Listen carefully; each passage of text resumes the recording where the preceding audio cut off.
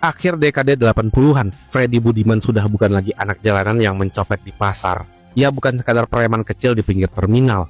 Di usianya yang masih muda, Freddy setelah menjelma menjadi sosok yang disegani bukan karena kekerasan, tapi karena perhitungan dan keberaniannya mengambil langkah yang tak banyak orang sanggupi.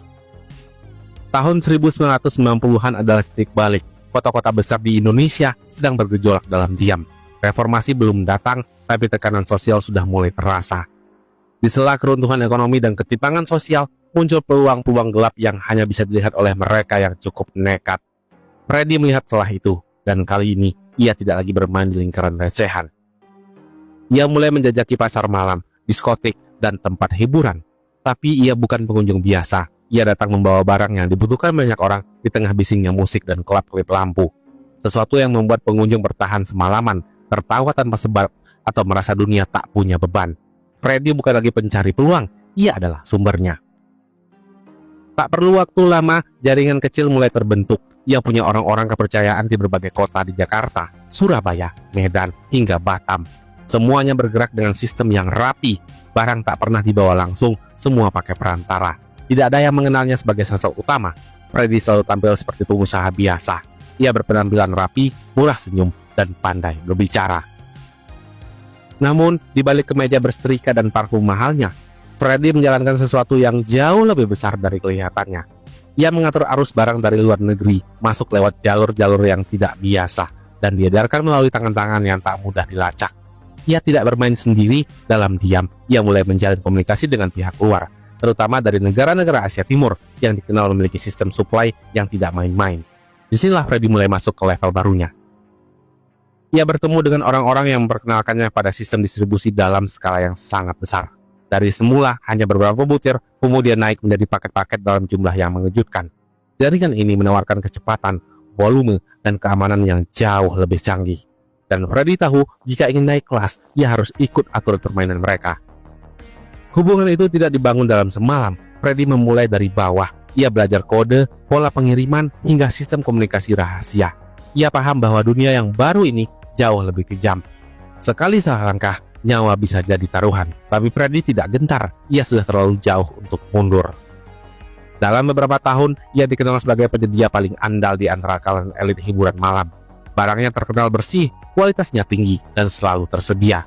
Tidak heran jika kemudian ia punya akses ke orang-orang besar, bahkan yang duduk di belakang meja kekuasaan. Uang mengalir deras, mobil mewah, properti, dan usaha formal pun mulai bermunculan atas namanya.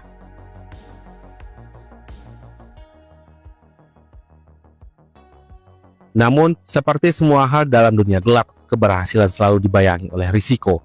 Tahun 2009, Freddy mengalami hal yang selama ini ia hindari, yaitu penangkapan. Di salah satu apartemen di Jakarta, tim kepolisian menemukan setengah kilogram barang terlarang, jumlah yang cukup besar untuk membuat banyak orang langsung kehilangan kebebasan dalam waktu yang lama. Tapi anehnya, Freddy hanya dijatuhi hukuman 3 tahun 4 bulan, sebuah vonis yang mengejutkan banyak pihak. Di luar, beredar kabar bahwa Freddy punya koneksi yang tidak biasa. Beberapa pihak mengatakan ia dibantu oleh orang dalam. Yang lain menyebut bahwa ia tahu terlalu banyak, sehingga tidak ada yang benar-benar berani menekannya. Apapun itu, faktanya jelas, Freddy keluar dari bilik jeruji jauh lebih cepat dari yang diperkirakan. Namun yang paling menegangkan adalah apa yang terjadi setelah ia bebas. Alih-alih jera, Freddy kembali dengan rencana yang lebih besar. Selama masa hukumannya, ia tidak membuang waktu. Ia membangun relasi baru, memperdalam jaringan, bahkan mulai menjajaki sistem pengiriman bebas batas yang lebih efisien.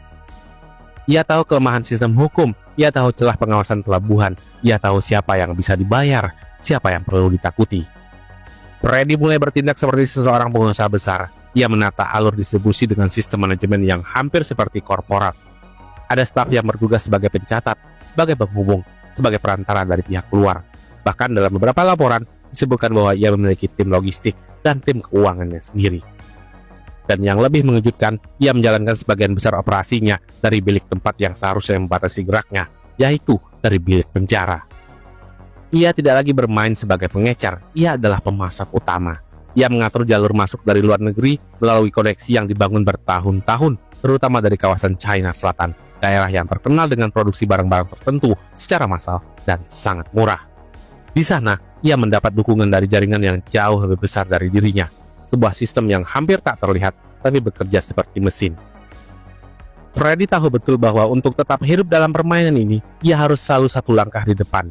Maka ia tidak hanya bergantung pada satu jalur, ia diversifikasi.